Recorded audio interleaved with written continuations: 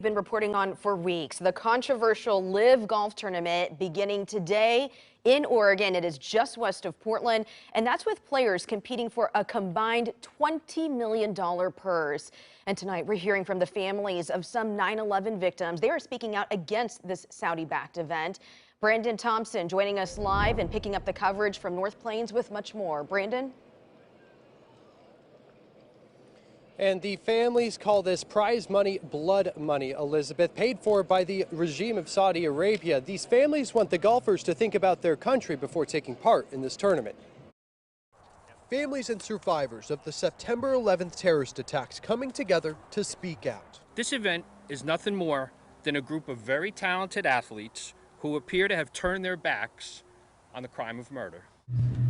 North Plains, Oregon, the first stop in the U.S. for the LIV golf tournament, financed by Saudi Arabian investments. Families point to documents released by the FBI last year showing Saudi government officials either had advanced knowledge of the attack or supported hijackers while in the United States. The Saudi embassy has rejected those claims, but for these families, it shows golfers are putting the nation of Saudi Arabia ahead of their own. I stand here before you because I find it hard to move on. I find it hard to move on because there's no justice, because there's no accountability. Justice for the victims of the September 11th attacks and justice for victims of other crimes, like Fallon Smart, who was killed in a hit and run, the driver escaping justice in Saudi Arabia. As Oregon has faced its own injustices in the case of Fallon Smart, whose killer, because of Saudi Arabia's intervention, has never been held accountable for his actions. The actions of the Saudi regime are what Brett Eagleson hopes the golfers are taking note of while taking the millions of dollars of prize money.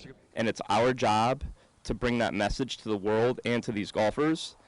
And if after they know all this and realize all this and still agree to take the Saudi money, well, then we've said our piece, we've done our job, and that's between them and their maker.